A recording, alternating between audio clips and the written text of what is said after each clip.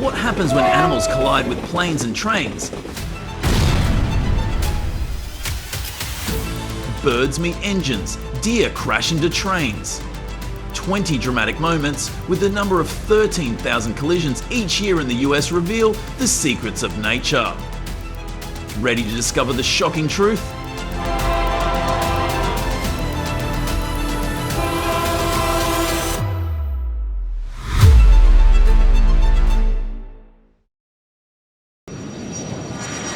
Horrific collision. A black cloud exploded behind the engine. Luckily, no one was injured and the engine remained stable thanks to its design to withstand birds weighing up to 8 pounds.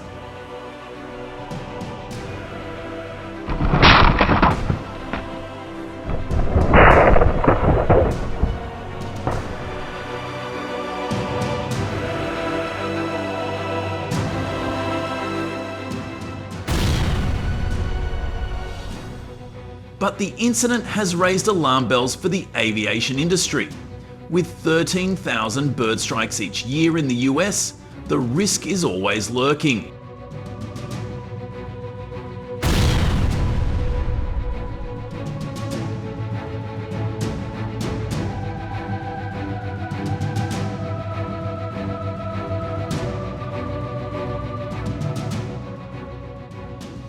If you are familiar with physics, you'll already know that force equals mass multiplied by acceleration.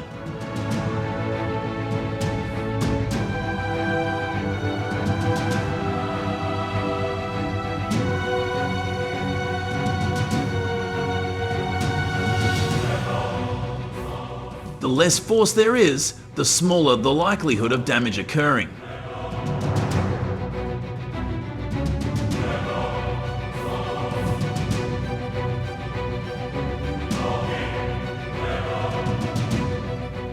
We can't change the mass of the bird or the aircraft, but what we can change is our acceleration. Or, to put it even more simply, slow down.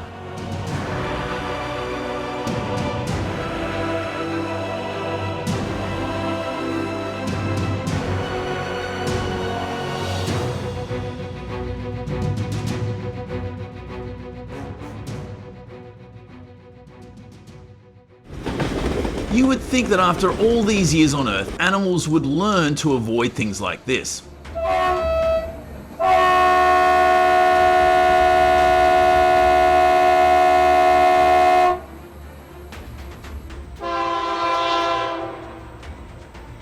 In a deeper sense, these incidents highlight the conflict between urban development and deer habitat.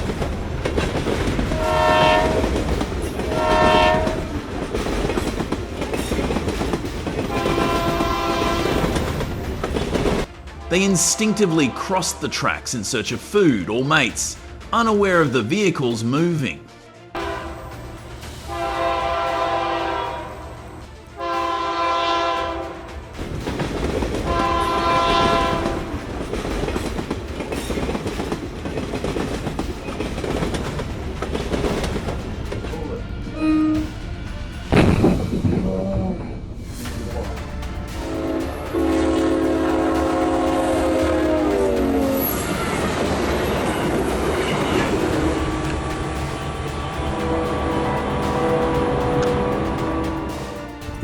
Vultures are nature's cleanup crew, and their presence in the dense baseline forests is not unusual as they are attracted to dead animals on the tracks.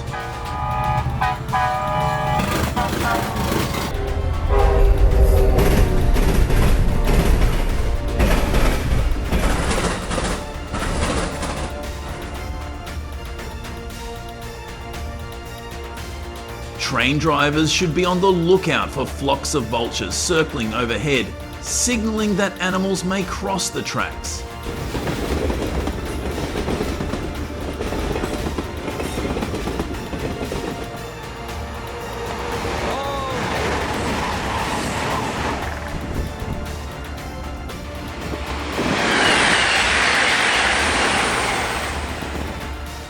Install animal protection fences or clean up the tracks to remove carrion.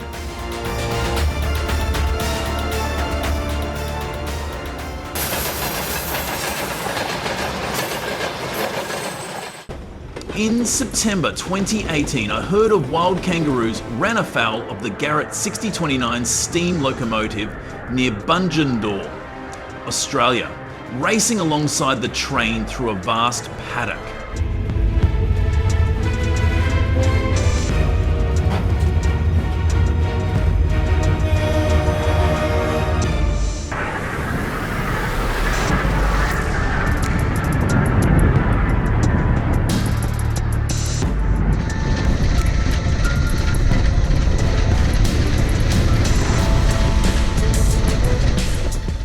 The tragedy reduced the local kangaroo population by an estimated 20 to 30 animals.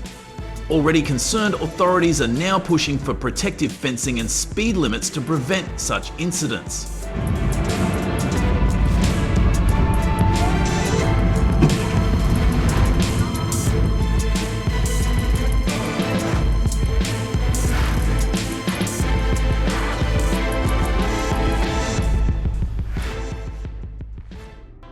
Broken fences or neglectful ranches.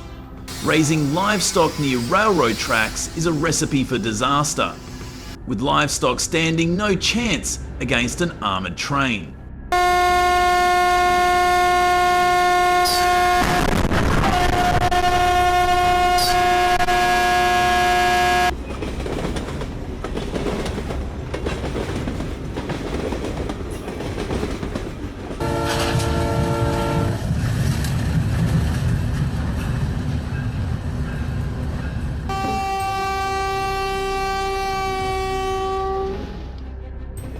Long-term, stricter grazing regulations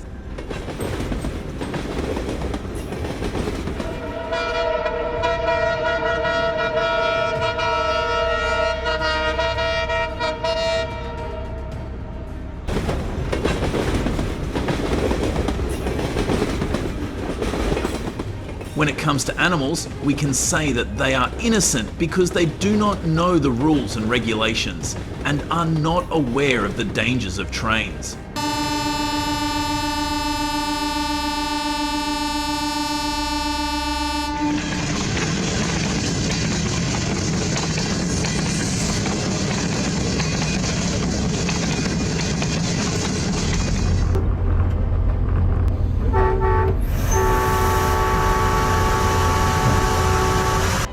However, we must also say that the responsibility of the herders must be taken for not following simple rules. With a little more care and attention to management, your family's donkeys will be safe.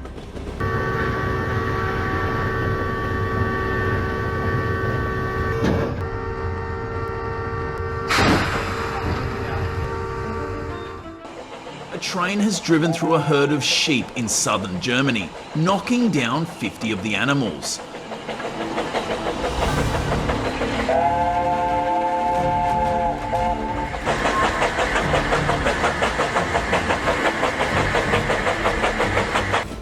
Police in Konstanz on the German-Swiss border said none of the people on the train, 4 passengers and the driver, were hurt.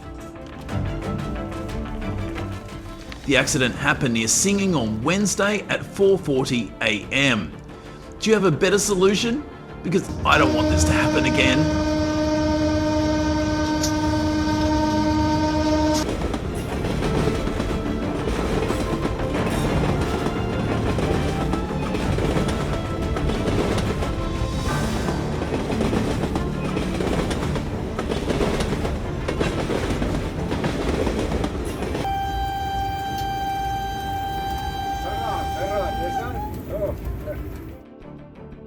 Did you know? Millions of birds are seriously injured each year in collisions with vehicles, especially in the morning or evening when visibility is poor.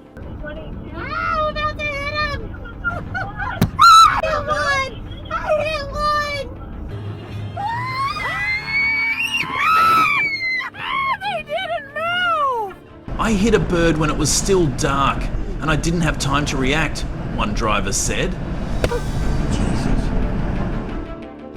So how can you reduce your risk?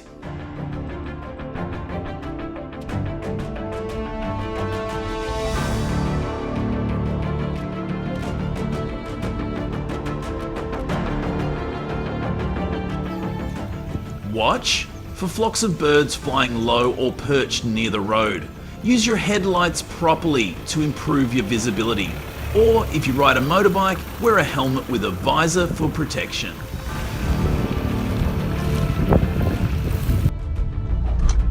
Little motherfuckers.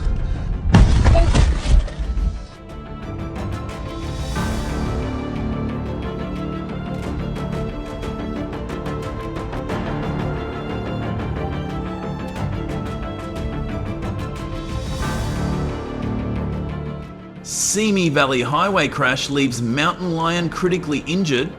Heavily damages car with bumper and crash barrier removed at 5 mph.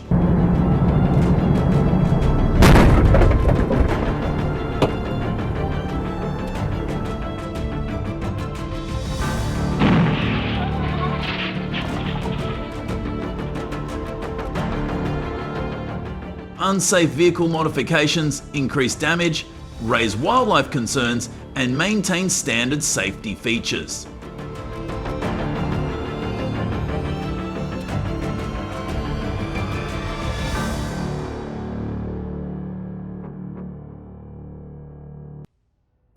A crash on Highway 231 in Tennessee left a 350 to 450 pound black bear critically injured.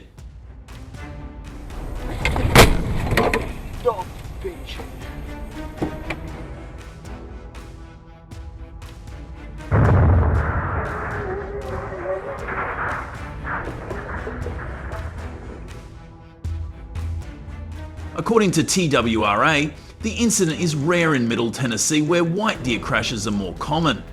TWRA advises drivers to always be alert for animals crossing the road to avoid accidents.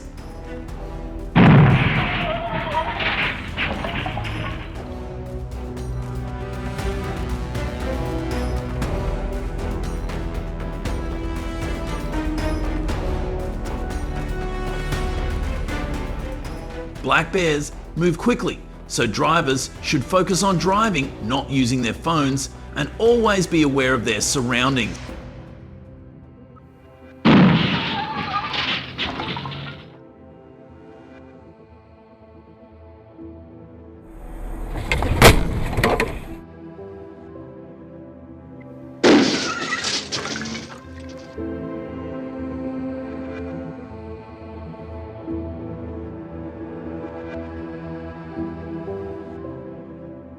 Another problem with daylight saving time is that the time change increases the risk of hitting a deer on the road. The likelihood of hitting a deer is highest at dusk and dawn.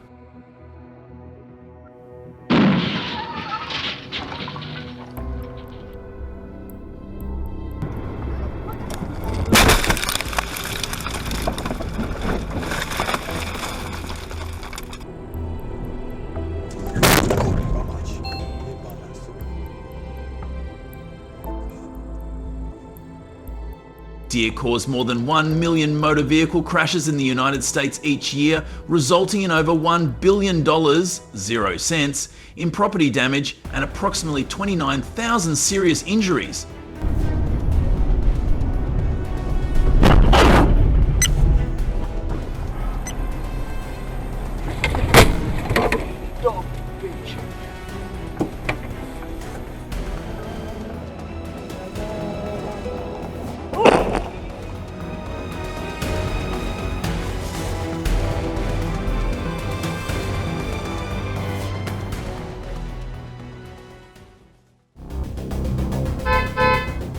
If your car is running and a horse suddenly appears, it will likely collide violently and damage the car.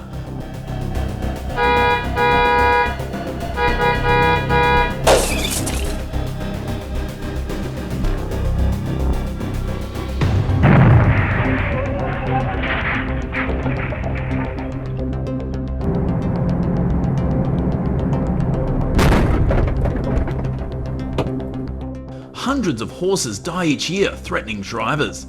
Installing speed bumps in horse farms will force you to slow down or cause unnecessary traffic jams.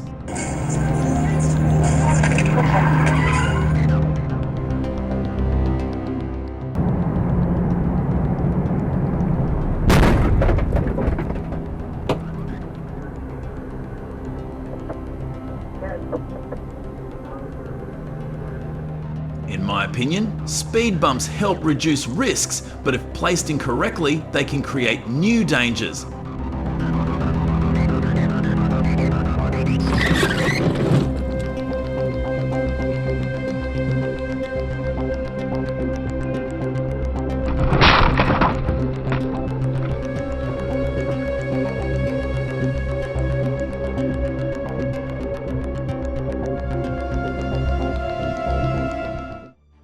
Japan has also adopted innovative solutions to reduce collisions between cars and wild boars, including using bionic sound systems that play human or dog barking sounds to keep wild boars away from the road.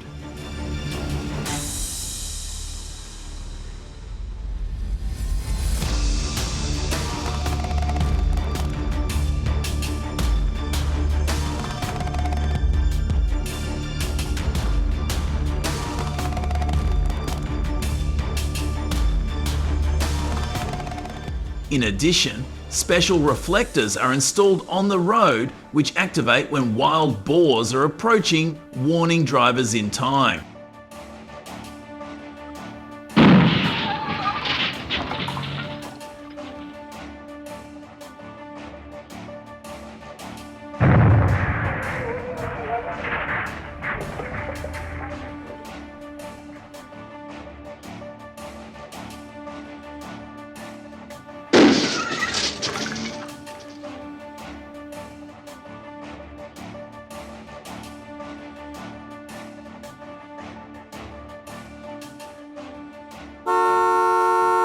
With about 5,000 bison living in Yellowstone National Park, and most of them travelling in herds, encountering a herd this large wasn't unusual.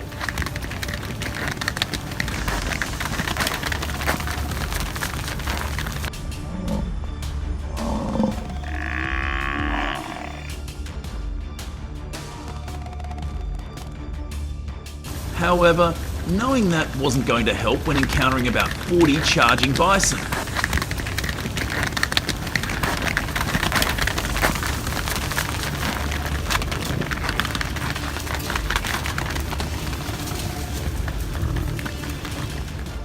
Luckily, everyone in the car seemed to be safe, but that wasn't the case with the rental car they were travelling in. Oh, look at the big one in front of us.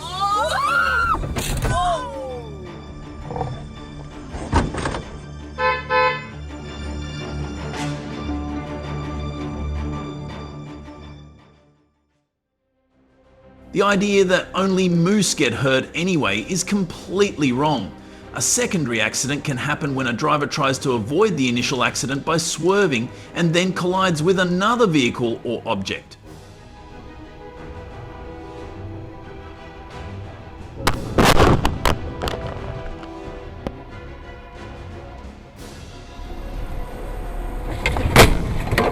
Dog, bitch.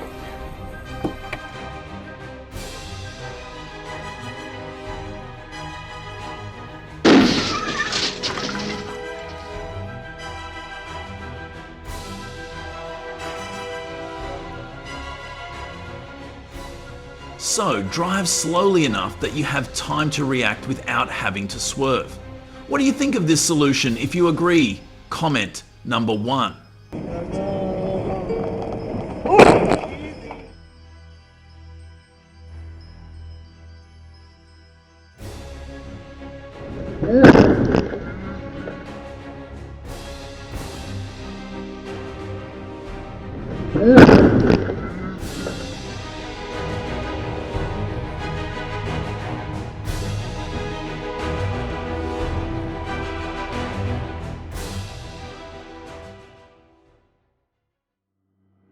Installing fences around highways is insufficient to prevent deer collisions, as deer can leap over barriers up to 8 feet high.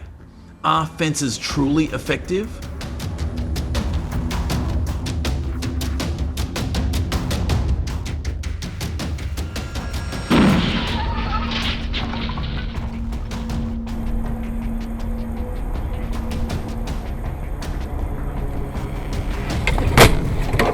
Dog, bitch. To protect drivers, combining taller fences, clear warning signs, and enhanced wildlife management is essential.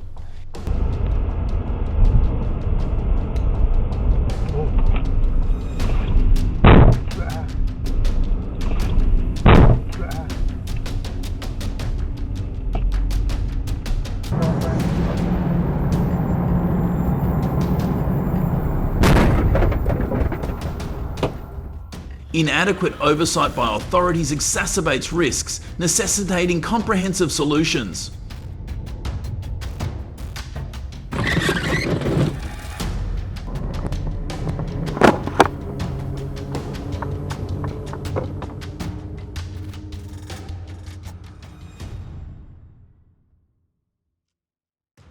According to Stephen Herrero, a Canadian biologist, in the 1990 S, bears were responsible for about 3 serious attacks on humans each year in the United States and Canada.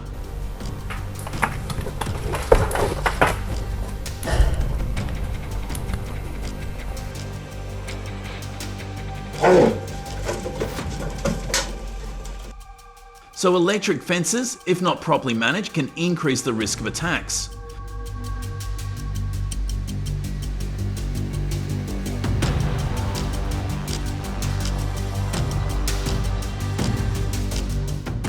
When bears are repeatedly shot or are denied access to natural food, they can become aggressive and seek out human settlement.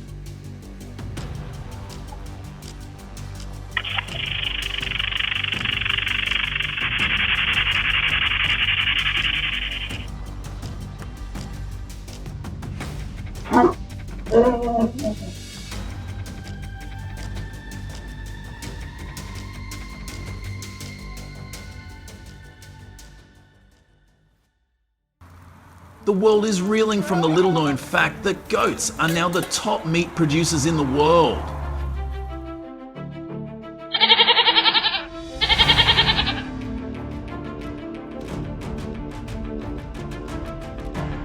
The booming goat industry has created a serious problem: how to control the goat herd. That is why electric fencing has become the only solution.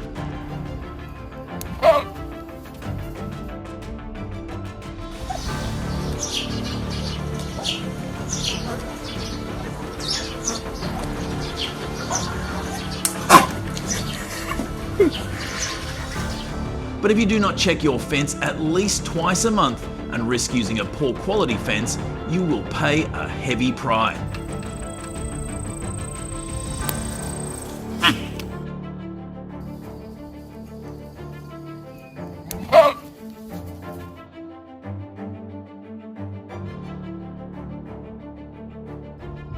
While many electric fence products are claimed to be safe, ensuring safety really depends on proper selection and installation.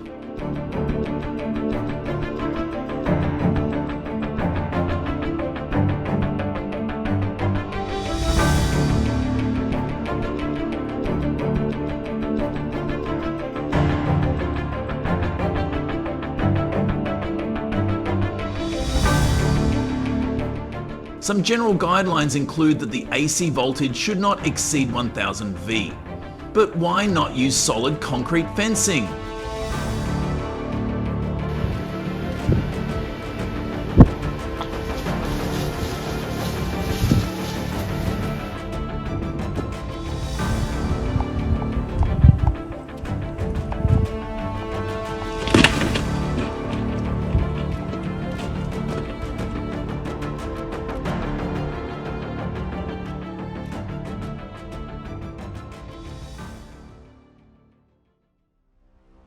Only South Africa requires an environmental impact assessment before fences are built.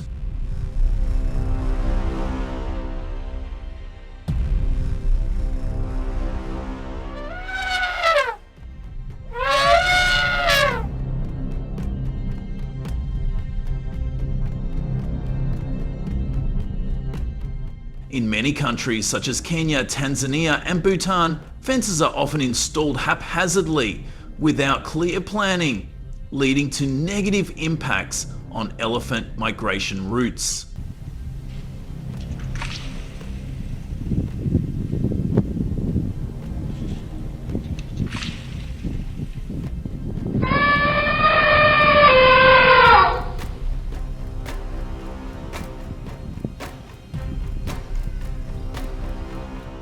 So, do you know what happens when these attempts to avoid failure end up like this?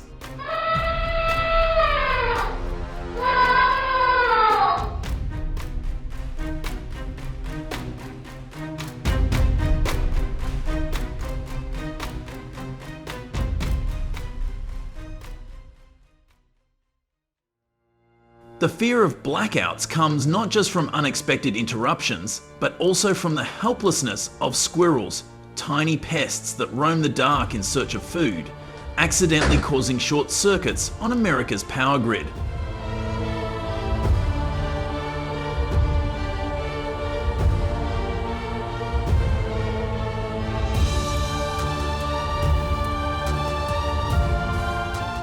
These outages not only paralyse urban and rural life, from hospitals to factories, but also exacerbate environmental problems as electrical fires threaten local ecosystem.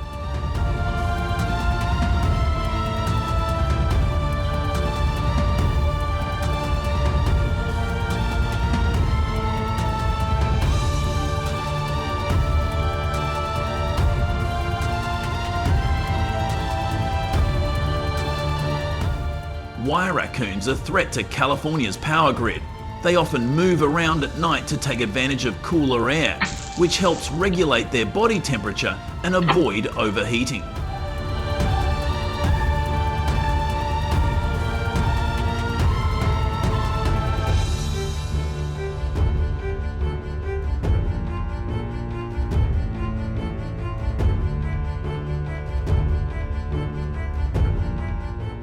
However, this behaviour makes them vulnerable to electric fences, which are designed to deliver a minimum voltage of 2000 volts. That's enough to shock raccoons and keep them from entering.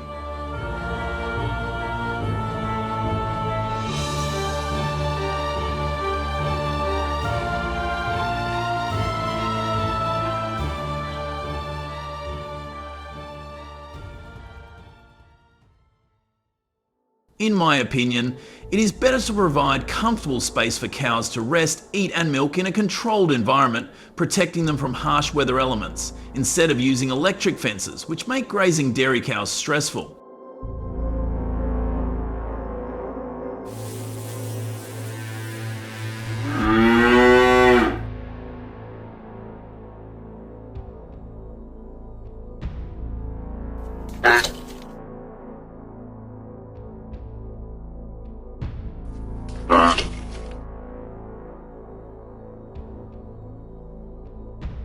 This can affect the quality of milk. What is your opinion?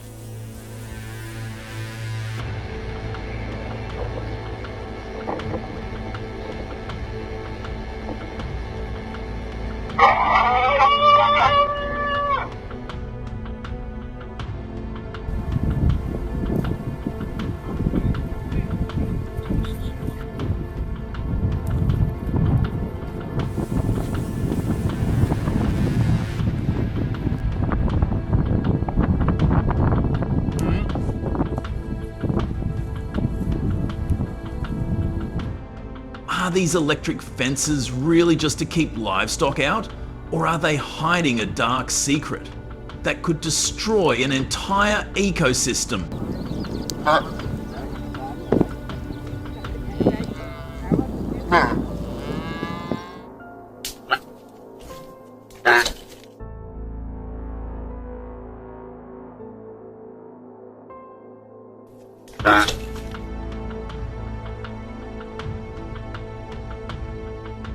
Although electric fences are commonly used for large livestock, they are not an effective solution for poultry farming, especially free-range chickens.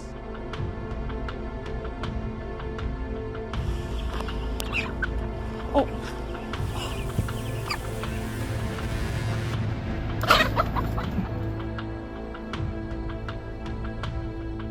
Chickens are capable of flying, so electric fences, even with a mild electrical impact, cannot prevent them from crossing.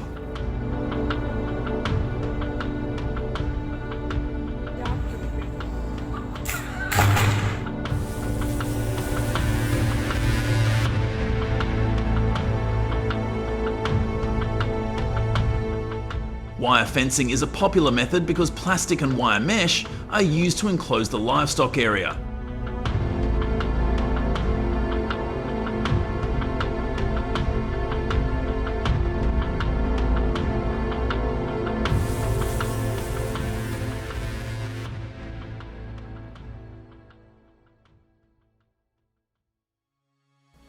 I'm Jack Harlan, a journalist covering hunting in the American West for over 20 years, writing for Peterson's Hunting and Yellowstone Journal since 2005.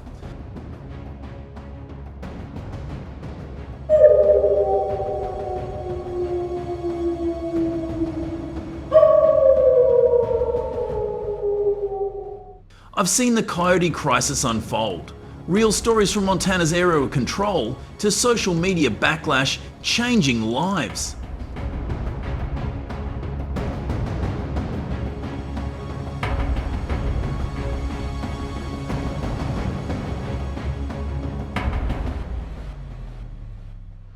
Coyotes seem like pests, but are we the cause? Critics call hunters cruel, yet who's asking why this conflict persists? Whether coyote hunting is right or wrong.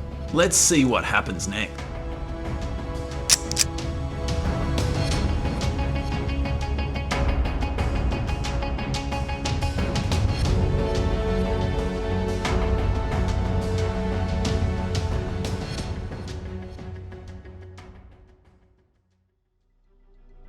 In 2018, I visited a Wyoming farmer who shared how coyotes had severely impacted his sheep flock in just 1 week.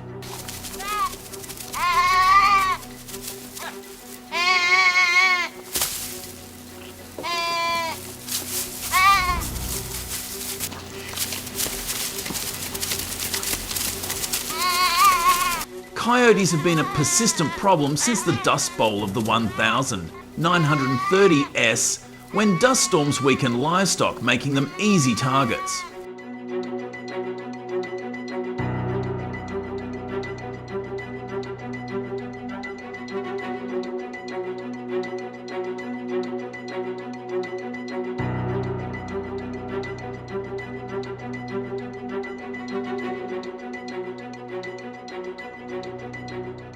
According to the USDA Wildlife Service, coyotes cause millions in economic losses to the livestock industry each year.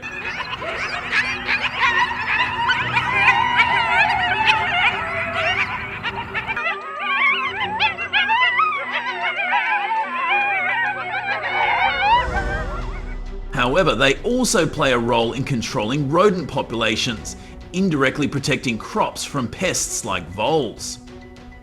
The core problem is the rapid growth of the coyote population due to their high reproductive rate.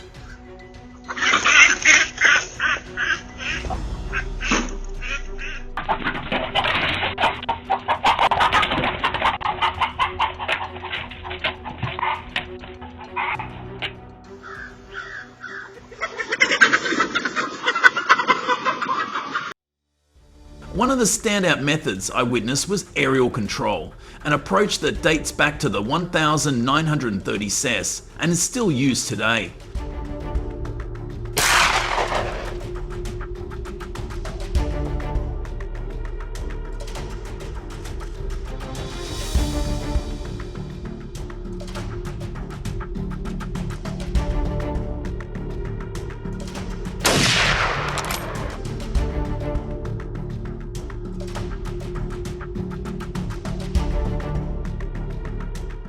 A small plane hovers low over the vast grasslands of New Mexico, where I took my first flight in 2012 with Wildlife Services.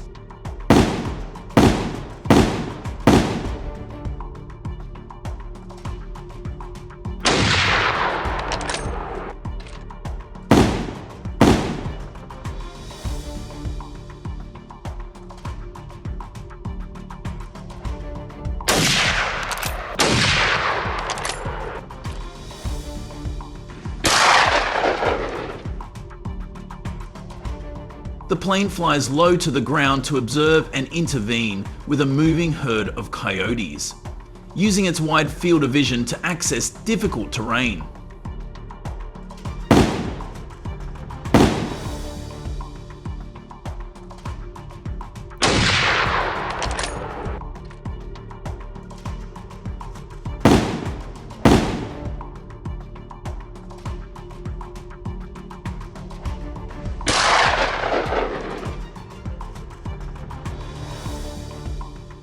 This method works well in open terrain, where coyotes have difficulty hiding and can temporarily reduce populations in specific areas.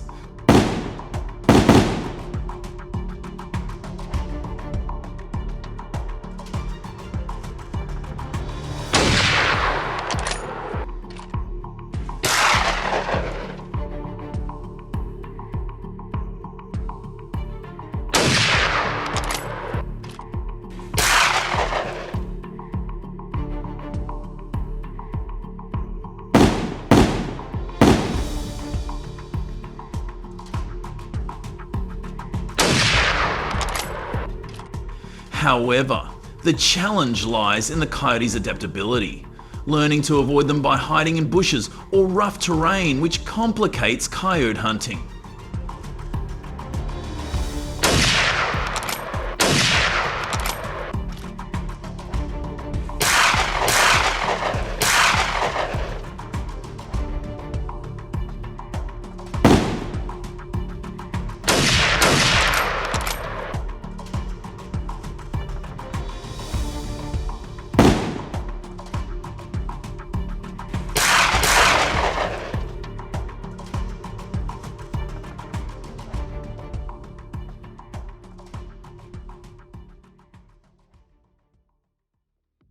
Moving on to ground control, this is the traditional method I have observed on many ranches, which involves using a gun from the ground to directly intervene.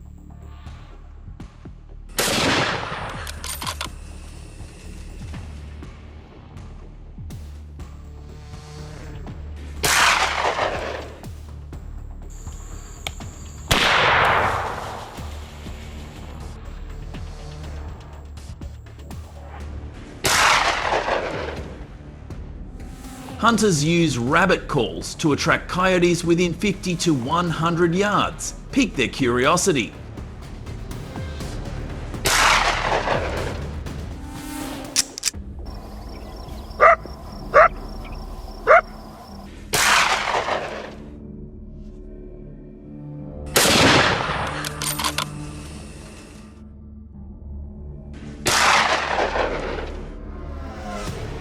In 2023, 20,000 coyotes were managed using traditional hunting, according to Arizona wildlife records, especially during the open season.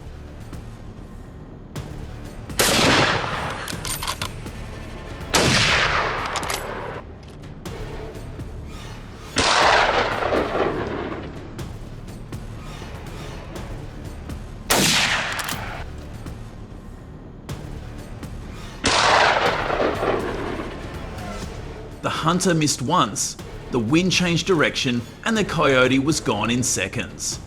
If you successfully go coyote hunting, do you know the answer?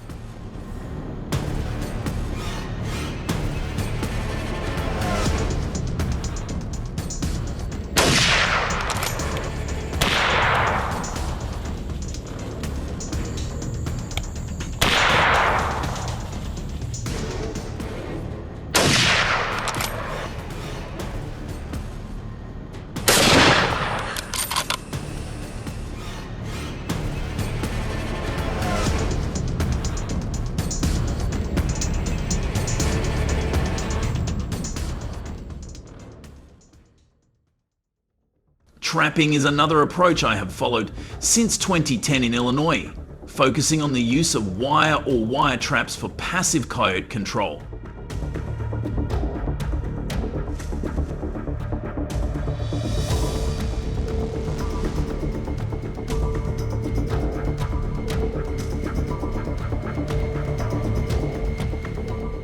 Traps are carefully placed along familiar coyote trails in snow-covered grasslands where tracks are easily identified.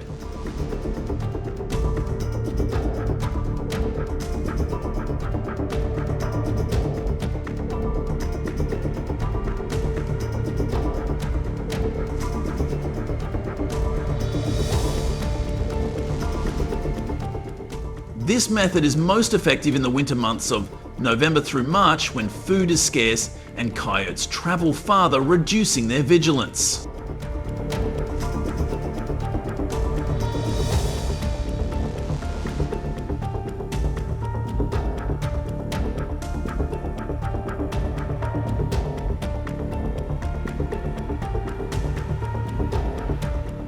Best management practices.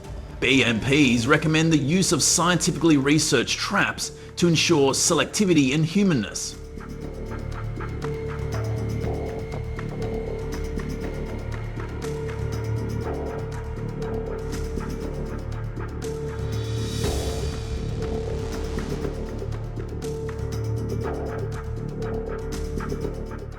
However, common mistakes of placing traps incorrectly or neglecting to check the terrain can lead to poor results. And new guidelines in 2025 emphasise avoiding these mistakes to increase effectiveness.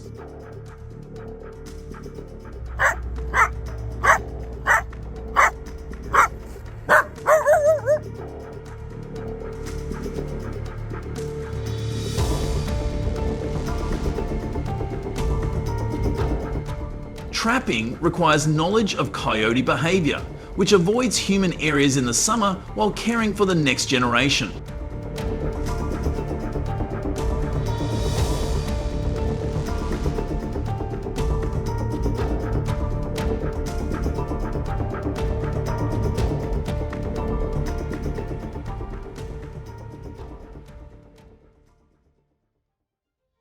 These methods, whether aerial, ground, or trapping, often draw backlash from the community, especially when the content goes viral on social media.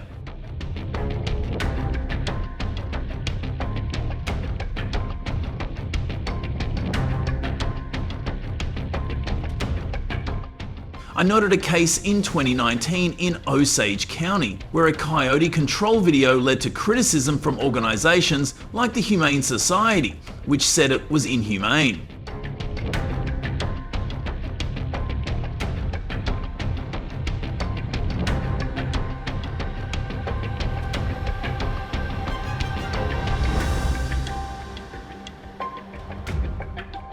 These backlashes can lead to negative messaging that can impact the personal lives of those involved.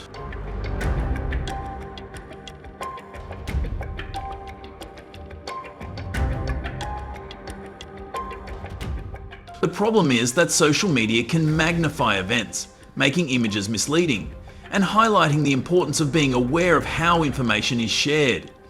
Leave a comment on this issue to find common ground.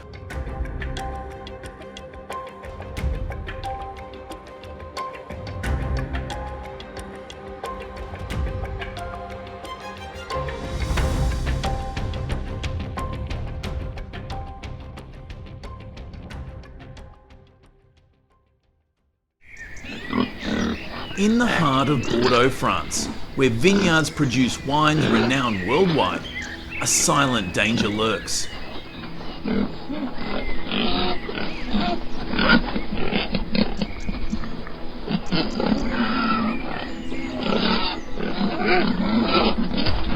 Wild boar hunting is difficult, as they are armed with huge tusks and instincts honed over centuries, charging through rows of precious Merlot and Cabernet vines, leaving chaos in their wake.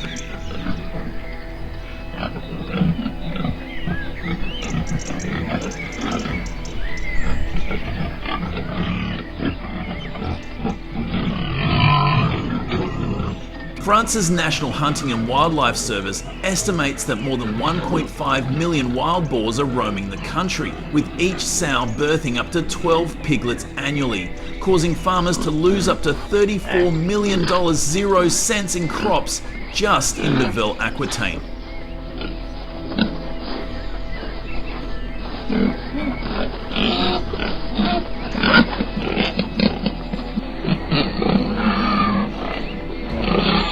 Every trampled vine is a heavy blow to Bordeaux's legacy. Enter Ethan, Clara, Mason, and Luke, 4 American hunters, tasked with protecting this iconic land, facing high stakes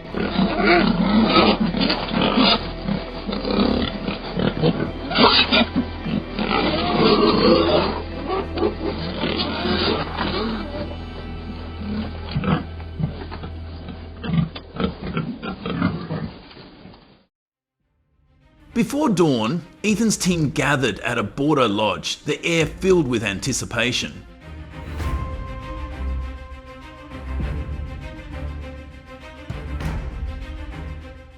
They had their permits as chasseur hunting licenses, which were issued through rigorous ECFS wildlife and safety tests. The C-type rifles were 20 dual semi-automatics that were inspected, unloaded, and declared according to French law.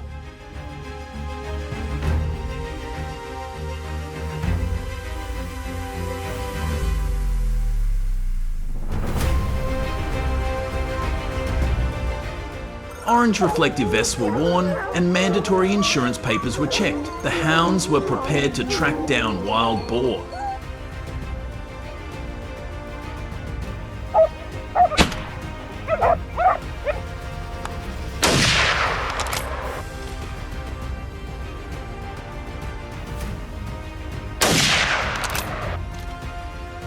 The plan this time was a concentrated hunt where the dogs would drive wild boar toward the hunter on duty, valid from June 1 to February 28. Ethan's voice was even. We mapped the terrain, tested every rifle, and strictly followed French regulations.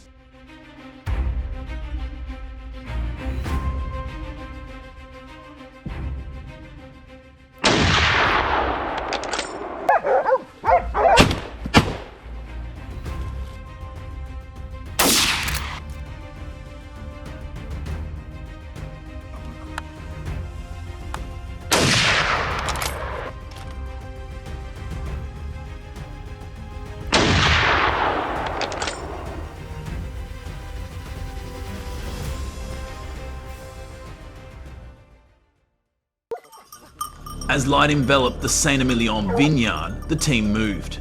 Dogs barked, and a 200-pound boar burst from the vineyard, its hooves crushing the grapes.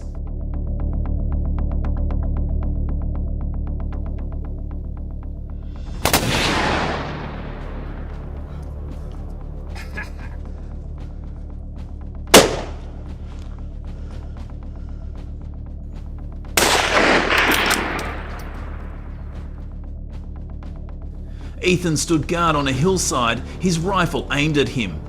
His shot rang out, neutralizing the boar with pinpoint accuracy, saving a crucial harvest.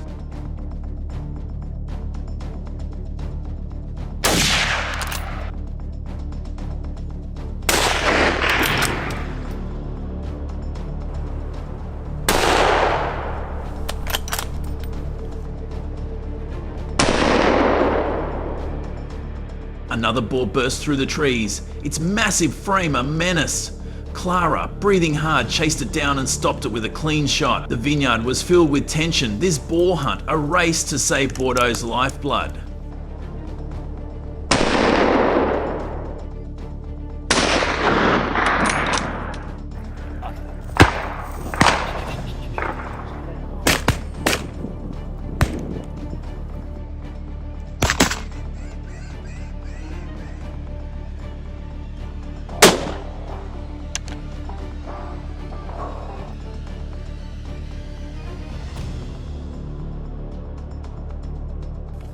The hunting party did not stop, but moved into the dense forest near the Medoc, where Mason's team set up an ambush.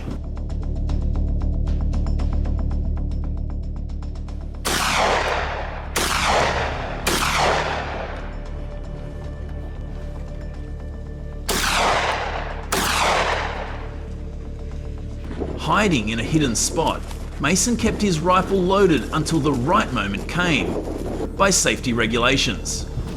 A wild boar charged toward a vineyard. His quick shot brought it down, much to the relief of the hunting party.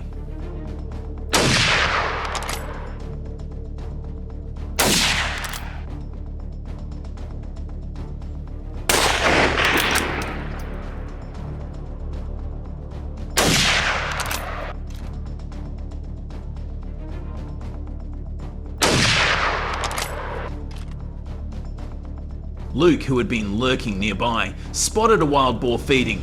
His calculated actions stopped it before the harvest was ruined.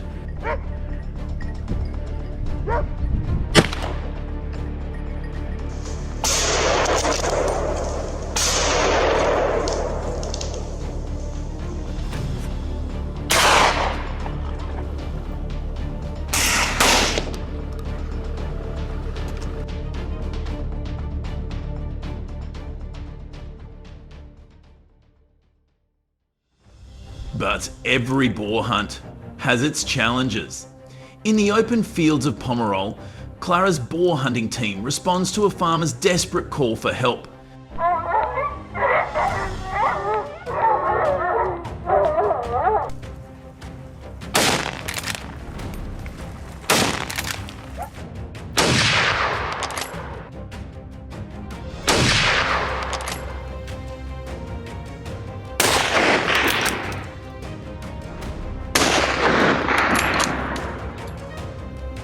They post the required chasse en cours sign and their rifles are ready. A boar is grazing unnoticed. Clara tries to neutralize it, but a shot misses. The boar dodges faster than he does.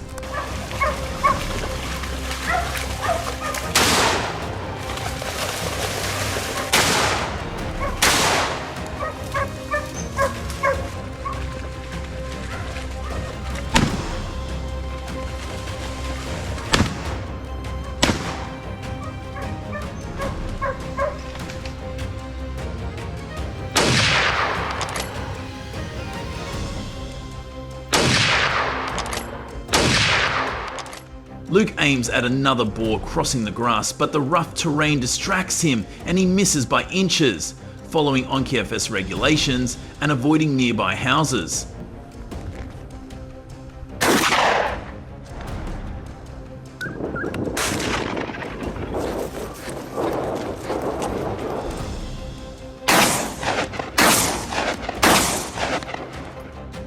Ethan guards a vine path. A boar charges at him, but his shot goes astray. How did we miss? Clara ponders. So where do you think the hunters went wrong?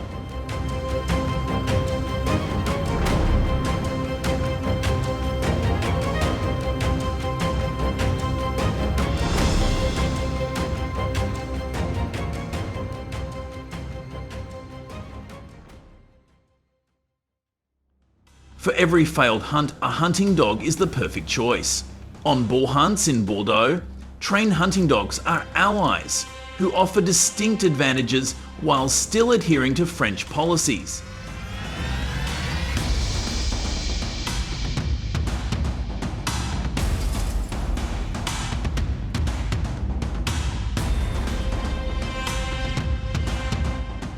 Their sense of smell detects boars lurking in vineyards, drawing them toward hunters for accurate shots, as required by the French National Hunting and Wildlife Service from September to February.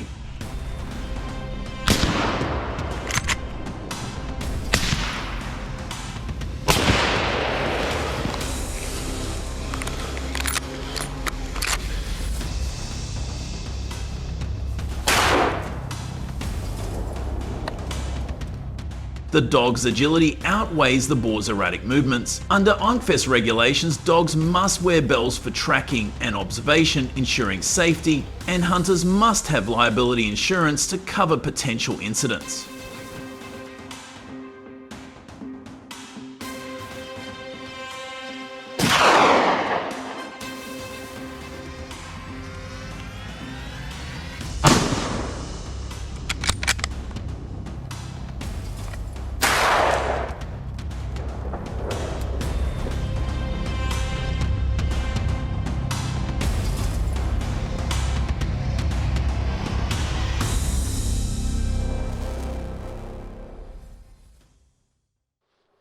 Wild boar hunting in South Korea began as an emergency measure to deal with the increasing number of wild boars that were causing serious damage to agriculture.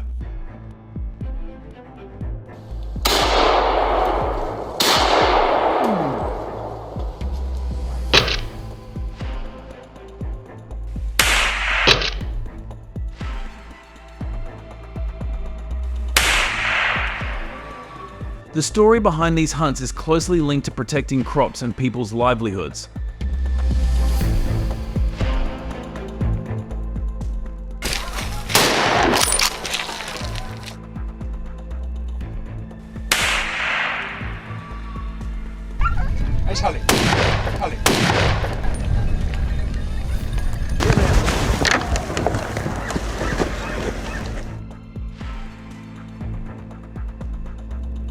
In 2023, The damage caused by wild boars to South Korea's agriculture was estimated to reach 250 million USD, a figure that continues to increase as the population continues to grow.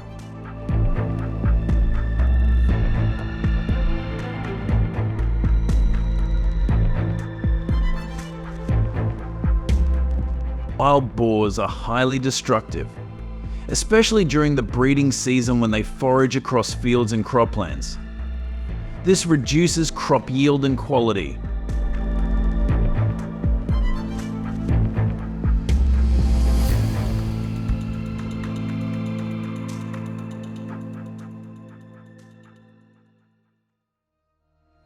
In September 2023, after ravaging fields, wild boars in South Korea began to move and attack areas near city centers such as Seoul and Busan, causing serious damage to urban areas.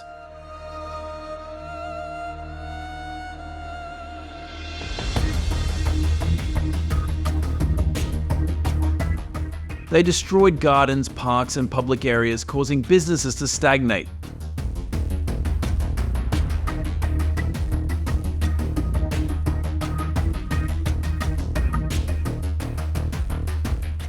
The total property damage in urban areas has reached $30 million, including infrastructure repair costs.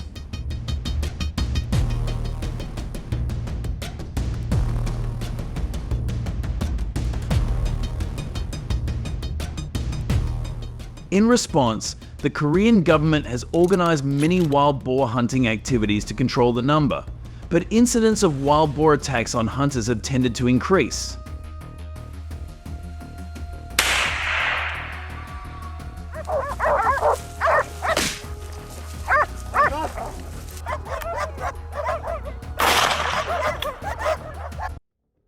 In an effort to combat wild boars, the South Korean government has adopted the use of spring traps, which are designed with a strong grip to capture them.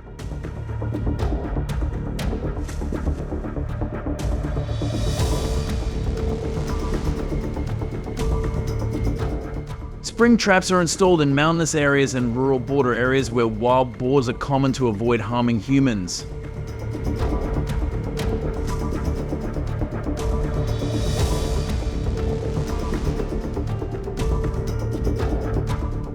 The wild boar hunting season in South Korea usually begins in October and lasts until February of the following year.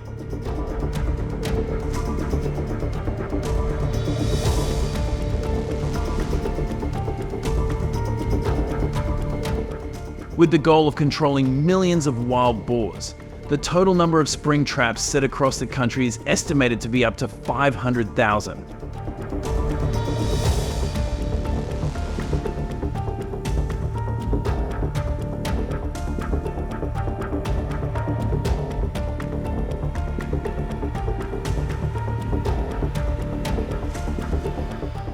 Hunters in Korea are required to take intensive trap installation courses to understand the working mechanism of the leg grip trap.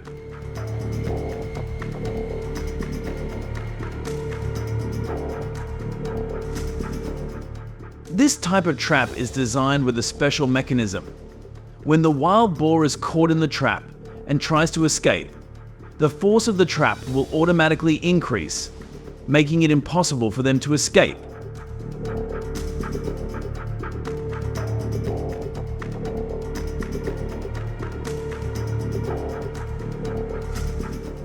This ensures the effectiveness of capturing wild boars, but also requires hunters to regularly check the trap because each trap can only catch one animal.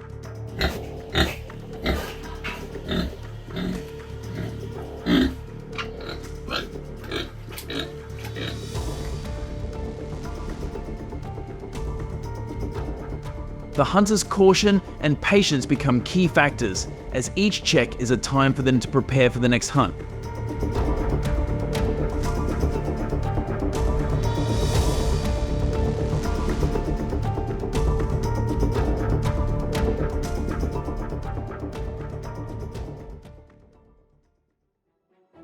The use of traps that do not harm hunters is a humane yet effective solution to dealing with wild boars in Korea.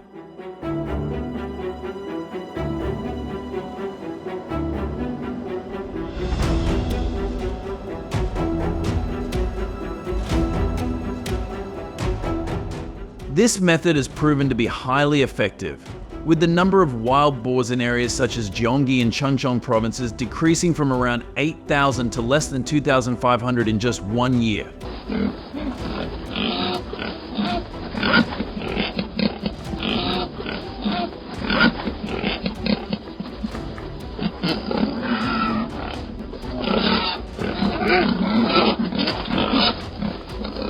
Controlling the wild boar population has improved the quality and productivity of crops in these areas.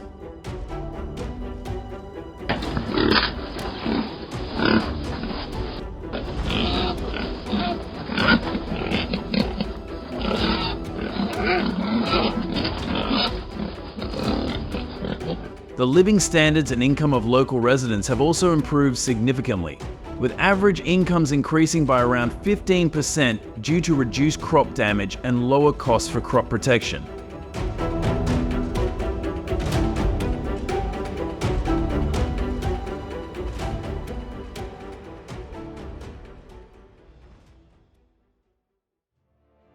The spring trap method does not take much time for hunters. Only about 1 to 2 hours to install a trap properly and safely.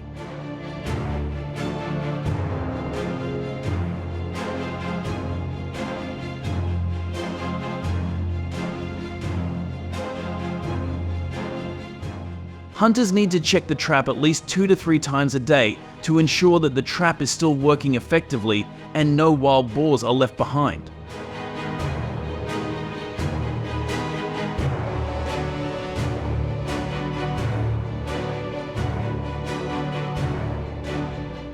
However, the installation must be done very firmly, because otherwise they can step on the trap and the trap will not work, causing a loss of capture opportunity.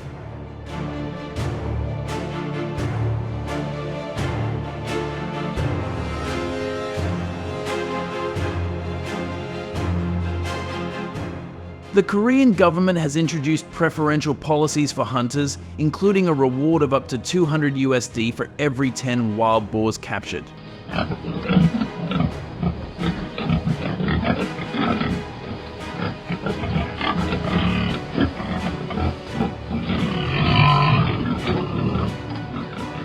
On the contrary, hunters who use traps for personal business purposes or do not comply with regulations will face heavy fines, which can be up to $5,000 or even have their hunting licenses revoked.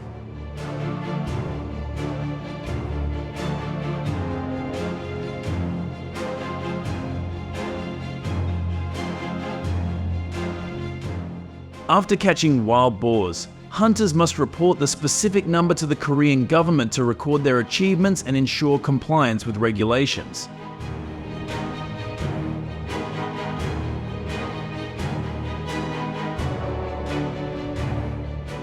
The wild boars caught are strictly inspected for any signs of viruses or diseases.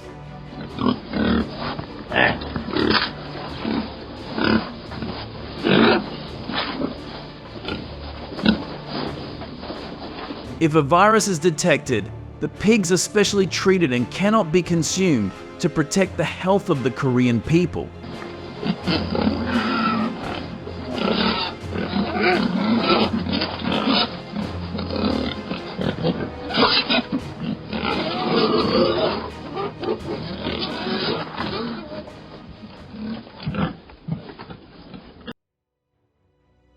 The remaining wild boars, after passing the quality inspection, are processed into dishes and become a celebratory feast for hunting organizations, a worthy reward for the efforts that the hunters have put in throughout the hunting season.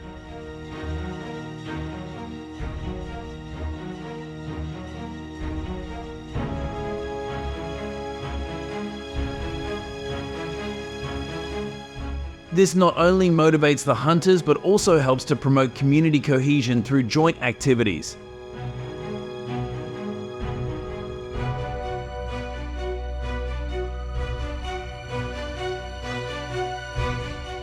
We will say goodbye to Korea here. Continue with the next video to find out why wild animals attack human habitats.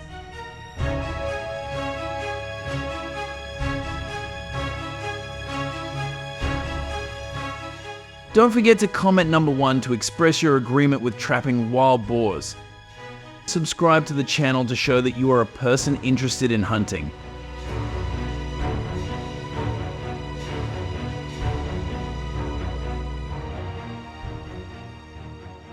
These approaches have been great at stopping the spread of some invasive species. Got any ideas for even better solutions? Drop your thoughts in the comments so we can all dive into it together. Thanks for sticking around and watching the whole video. If you liked it, don't forget to like, share, and subscribe to the channel. And hey, be sure to tell your friends about us too so they can check it out. Bye and see you in the next video.